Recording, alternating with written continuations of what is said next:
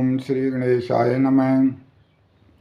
ओम श्री परमात्मने नमः। ओम श्री जानकी वल्लभो विजयते।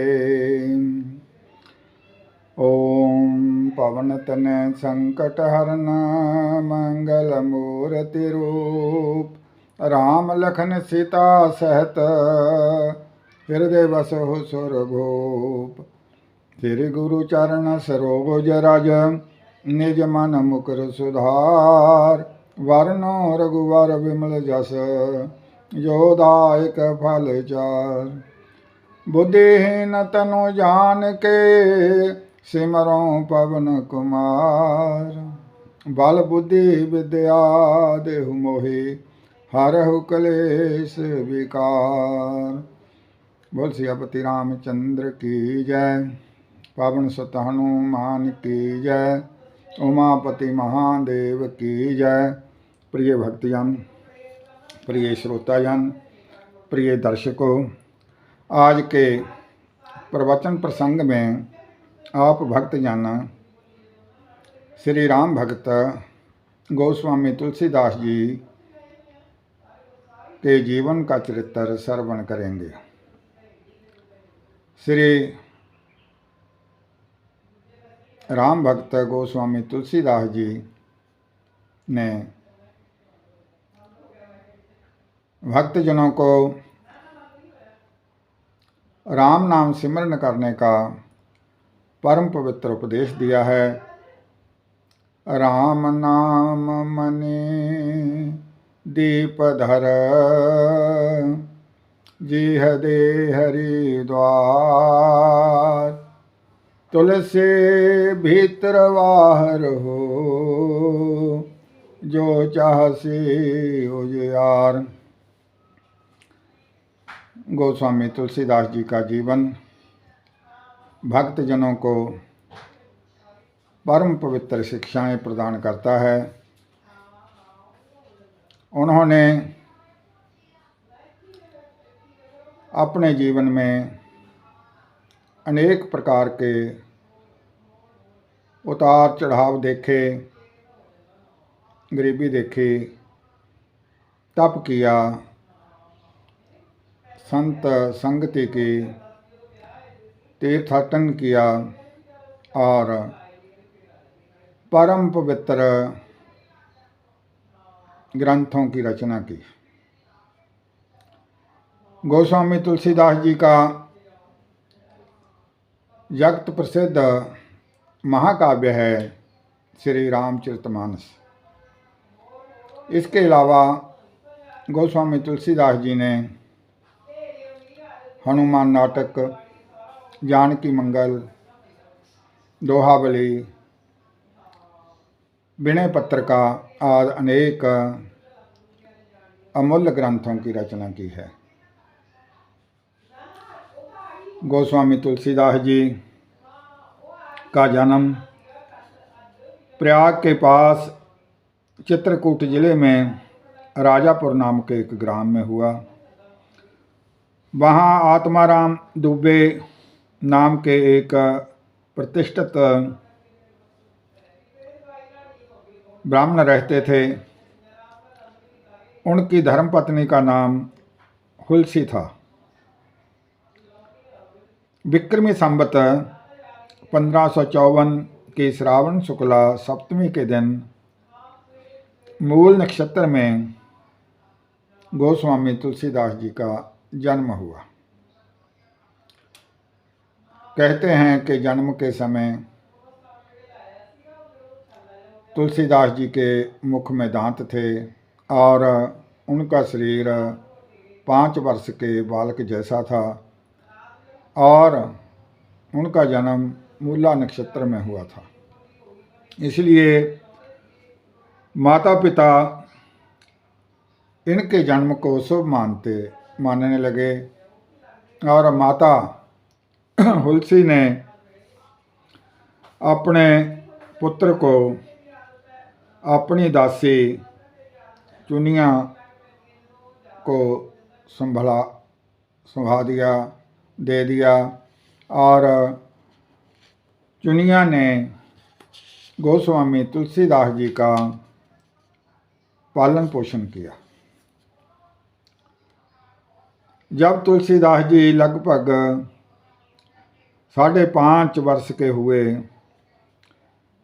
तो इनकी माता, जो इनकी पालन करने वाली माता थी, चुनिया का भी देहांत हो गया।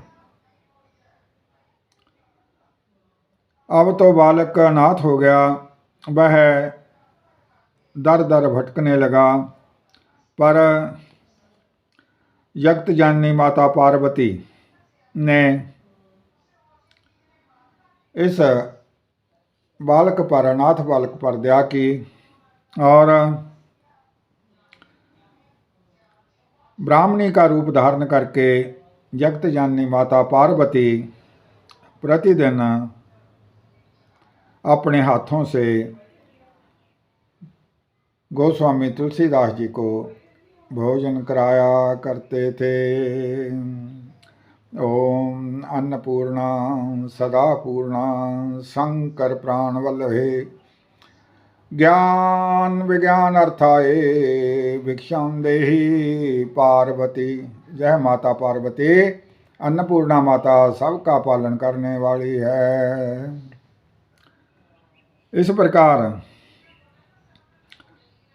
भगवान शंकर जी की प्रेरणा से रामशैल पर रहने वाले श्री अनंतानंद जी के प्रिय शिष्य श्री नारायणानंद जी ने इस बालक को ढूंढ लिया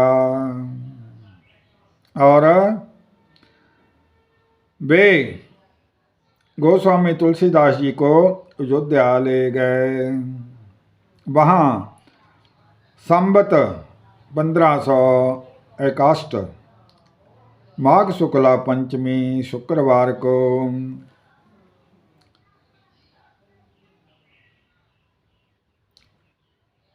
श्री नारायण जी ने इनका यज्ञोपवीत संस्कार किया और इनका नाम राम बोला रखा गया। गुरु जी ने इनको राम नाम का गुरु मंत्र दिया, परंतु गोस्वामी तुलसीदास जी के मुख से कंठस्थ गायत्री मंत्र श्रवण कर गुरु जी बहुत चकित हुए, क्योंकि गोस्वामी तुलसीदास जी को गायत्री मंत्र जन्म से ही कंठस्थ था। ओम भूर्भुवः स्वः तत्सवितुर्वरेण्यं भर्गो देवस्य धीमहि धियो यो न प्रचोदयात्। ओम वेद माता ब्रह्म गायत्री नमो नमः। इसके बाद गुरु शिष्य शुक्र क्षेत्र सारो नाम के स्थान पर पहुंच गए। इस परम पवित्र स्थान पर श्री नरहरि जी ने तुलसीदास जी को श्री रामचरित सुनाया, रामायण की कथा सुनाई। ओम राम रामेति रामेति रमे रामे मनोरमे सहस्र नाम तुल्यं राम नाम वरानने। कुछ दिनों बाद वे काशी चले गए। काशी में शेष सनातन जी के पास रहकर तुलसीदास जी ने 15 वर्ष तक वेदों का, वेदांग का, वेदांत का और शास्त्रों का अध्ययन किया।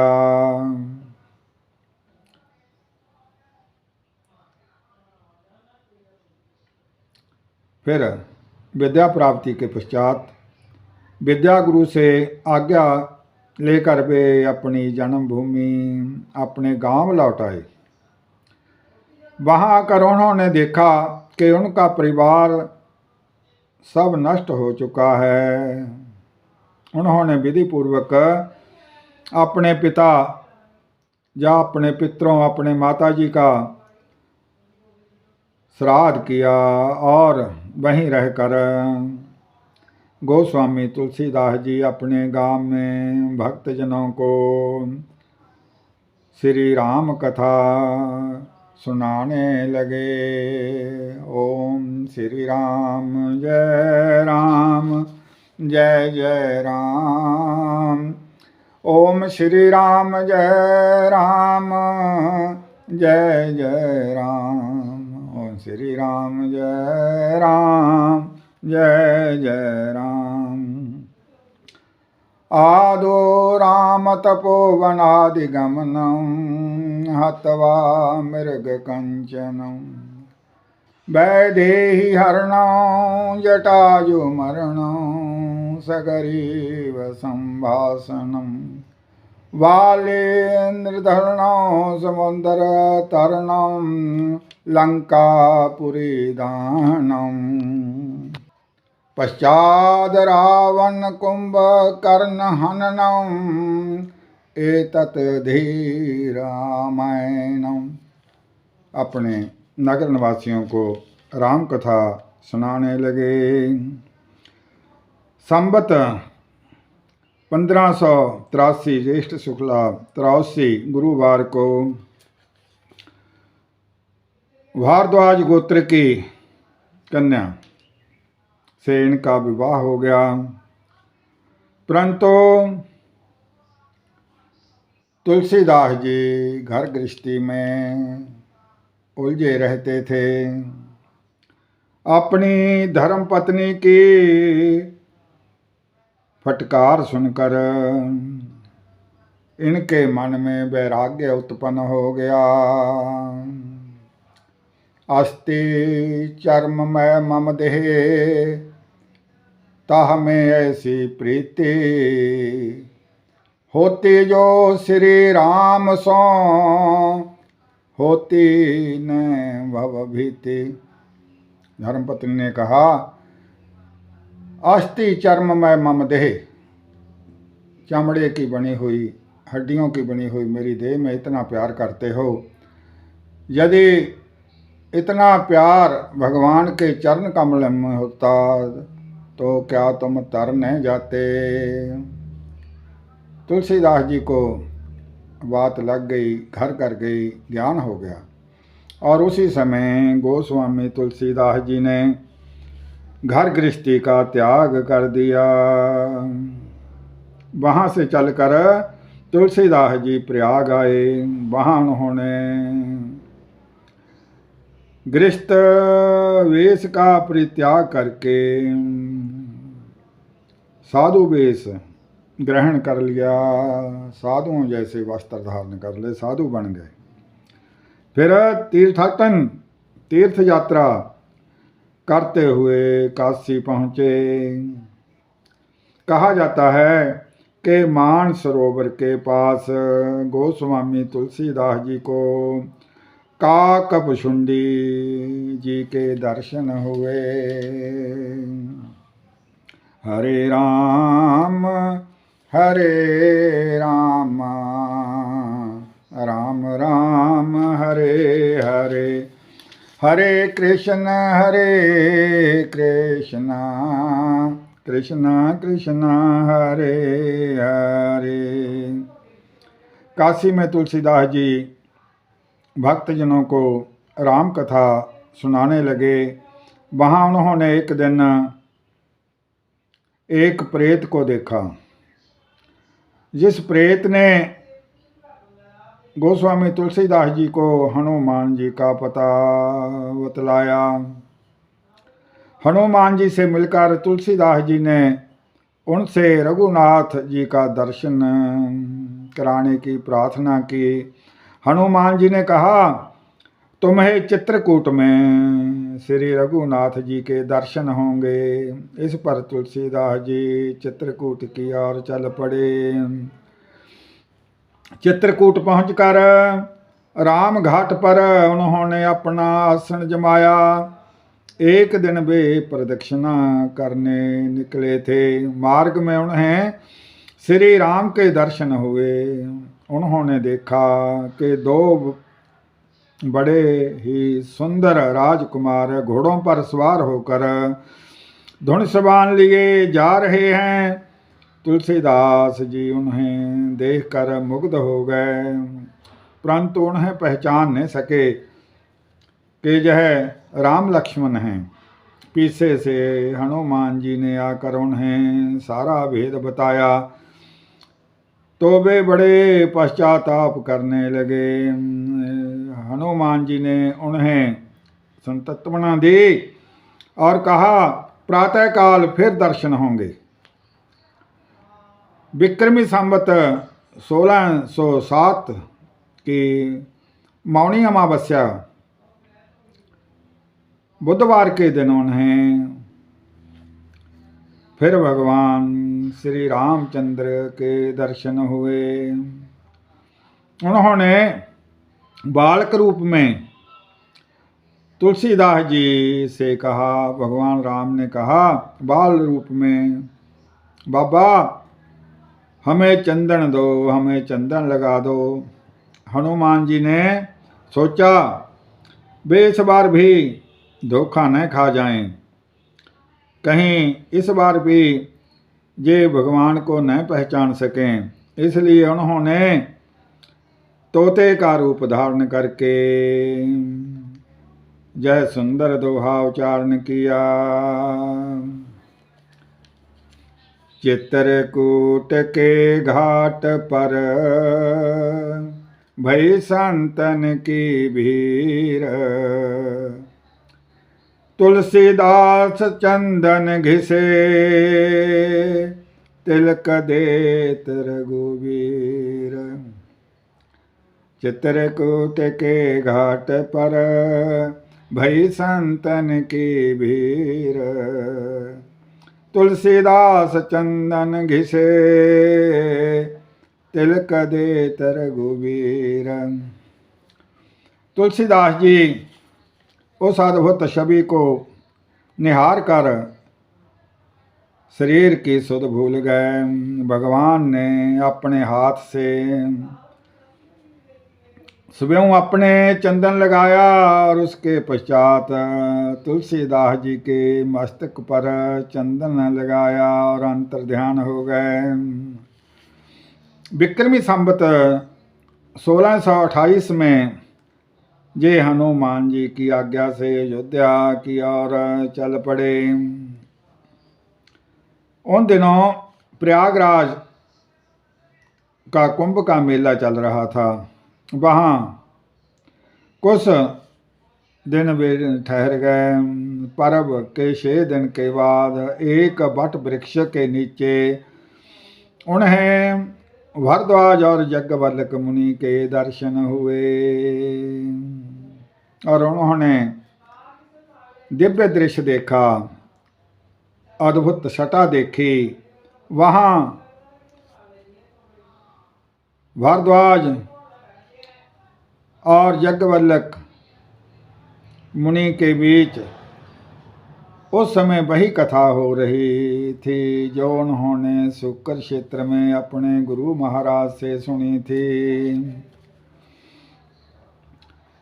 वहाँ से वे काशी चले आए और वहाँ प्रहलाद घाट पर एक ब्राह्मण के घर निवास किया। वहाँ उनके अंदर कविता की शक्ति स्फुरन हुआ, काव्य कला का प्रादुर्भाव हुआ। वे संस्कृत में पद रचना करने लगे, श्लोकों की रचना करने लगे, परंतु जो भी वह पद रचना करते रात्रि को वह सारा पद रचनाएं नष्ट हो जाती, समाप्त हो जाती। इसके बाद भगवान शंकर ने गोस्वामी तुलसीदास जी को दर्शन दिए और गोस्वामी तुलसीदास जी को उपदेश दिया कि हे संत जी, हे स्वामी जी, आप हिंदी भाषा में, अवधी भाषा में काव्य रचना करो। मेरे आशीर्वाद से आपकी यह रचनाएं विश्व प्रसिद्ध होंगी। गोस्वामी जी ने भगवान शिव के चरणों में दंडवत प्रणाम किया और इसके पश्चात गौरी शंकर भगवान अंतर ध्यान हो गए। नमो नमो जय नमः शिवाय, ओम नमो नमो जय नमः शिवाय, ओम नमो नमो जय नमः शिवाय, ओम नमो नमो जय नमः शिवाय। विक्रमी संवत 1631 का प्रारंभ हुआ। उस साल रामनवमी के दिन प्राय वैसा ही योग था जैसा त्रेता युग में भगवान श्री रामचंद्र जी के जन्म समय का योग था। उस दिन प्रातः काल श्री तुलसीदास जी ने श्री रामचरितमानस की रचना प्रारंभ की। 2 वर्ष 7 महीने 26 दिन में ग्रंथ की संपूर्णता हुई। विक्रमी संवत 1633 के मार्गशीर्ष शुक्ल पक्ष की में सप्तमी के दिन विक्रमी संवत 1633 के मार्गशीर्ष शुक्ल पक्ष में राम विवाह के दिन 7 कांड संपूर्ण हो गए। इसके बाद भगवान की आज्ञा से तुलसीदास जी काशी चले आए। वहाँ उन्होंने भगवान विश्वनाथ और माता अन्नपूर्णा को श्री रामचरितमानस सुनाया। भवानी शंकरौ वंदे सरदा विश्वासरूपणौ, याभ्यां वीणन् पश्यन्ते सिद्धा स्वयंत सथमीश्वरं। वंदे बोधमयो नित्यं गुरुशंकररूपणौ, जमासरतो वक्रोऽपि चंद्र सर्वत्र वंदते। वामंके च विभाति भूधर सुता, देवापगा मस्तके भाले भाल भीतर गले च गरलां। जस्यो रसी व्यालराट सोयं भूति विभूषण सुरवर, सर्वाधिप सर्वदा सर्व सर्वगत शशिनिभय। श्री शंकर पातु माम। यक्त पिता भगवान शिव और यक्त जाननी माता पार्वती जी को गोस्वामी तुलसीदास जी ने अपनी श्री रामचरितमानस की रचना सुनाई। बोल शंकर भगवान की जय, बोल गौरी शंकर भगवान की जय।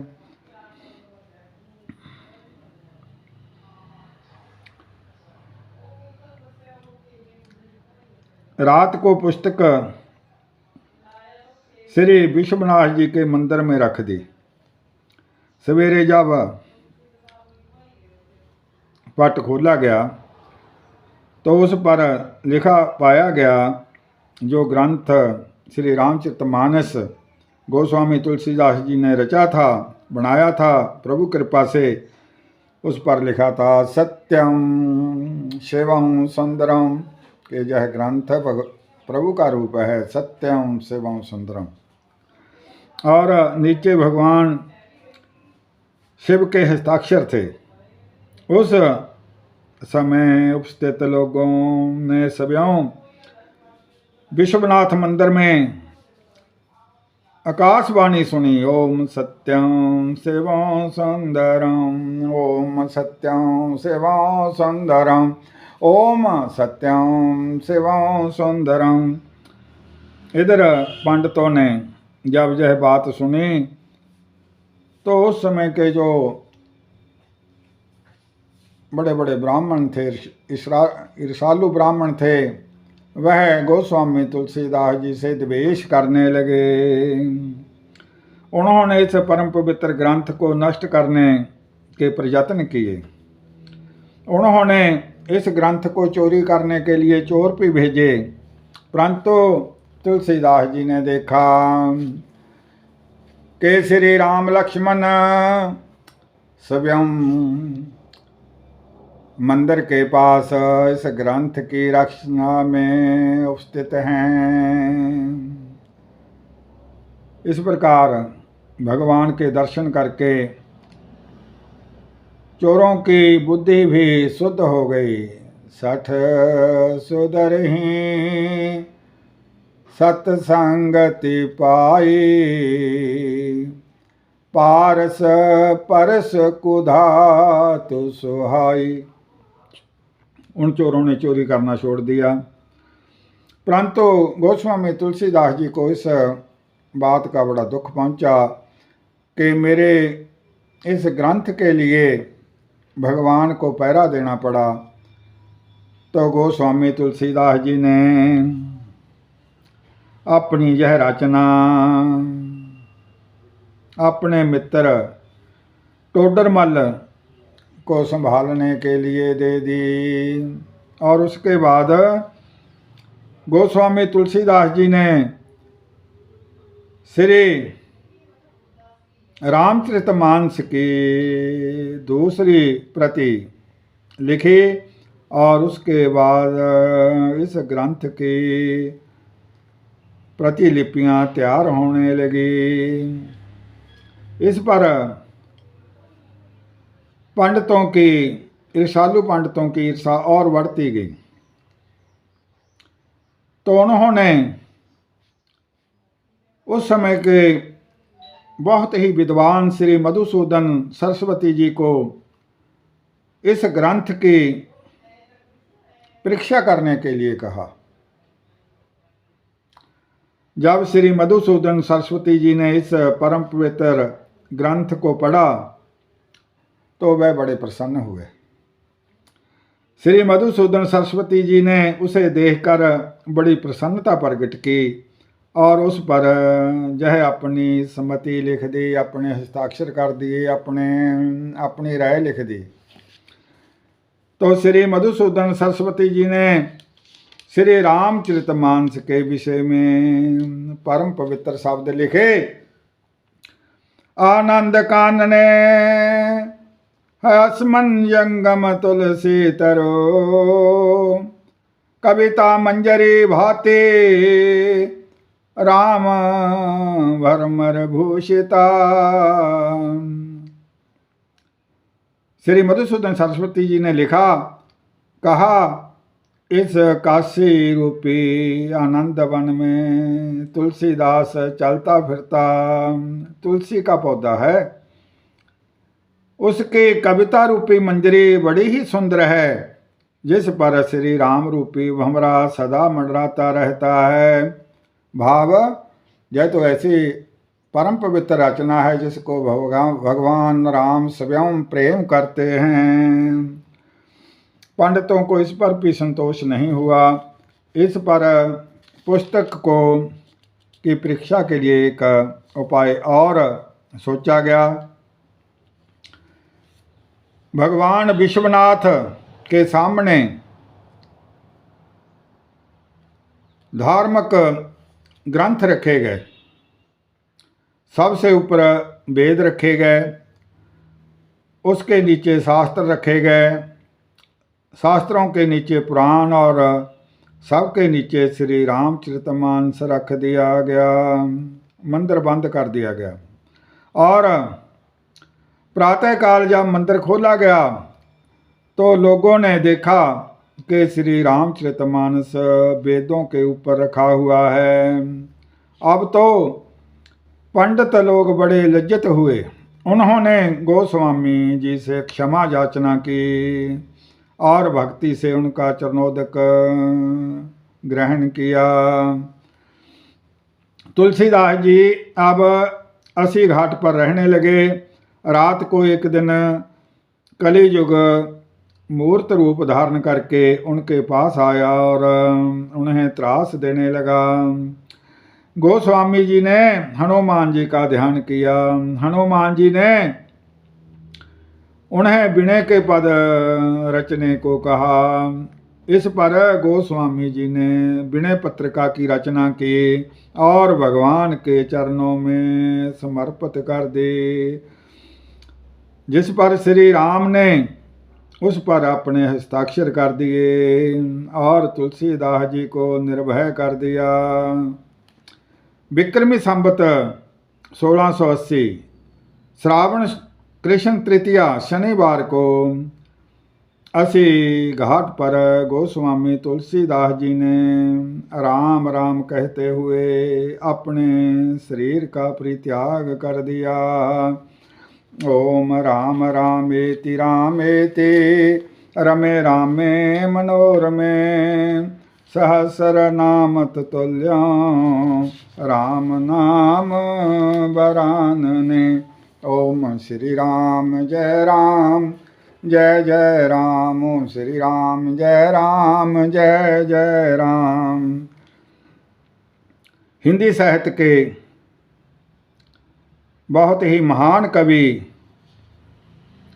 बेनी जी हुए हैं। साहित्यकार, कवि रचना, काव्य रचना करने वाले महान कवि बेनी। उन्होंने तुलसीदास जी के विषय में बहुत ही सुंदर भजन लिखा है। बेनी कवि जी तुलसीदास जी की प्रशंसा में कहते हैं, वेद मत शोधे शोध के पुराण सवे संत असंत को भेद को बतावतो कपटे कुराही क्रूर कली के कुचाली जीव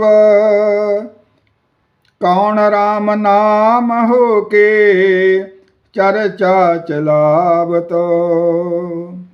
बेनी कवि कही मानो मानो हो प्रतीति जह पाहन हिये में कौन प्रेम उपजावतो। भव सागर उतार तो कवन पार जो पे जय रामायण तुलसी ने गावतो। महान कवि बेनी की रचना का शब्द परम पवित्र इस भजन के साथ ही हम गोस्वामी तुलसीदास जी के जीवन चरित्र की कथा को विश्राम देते हैं। बोल सियापति रामचंद्र की जय, पवन सुत हनुमान की जय, रमापति रामचंद्र की जय, उमापति महादेव की जय। बोलो भाई सब संतन भगतन की जय, बोलो सच्चे दरबार की जय, बोलो सत सनातन धर्म की जय।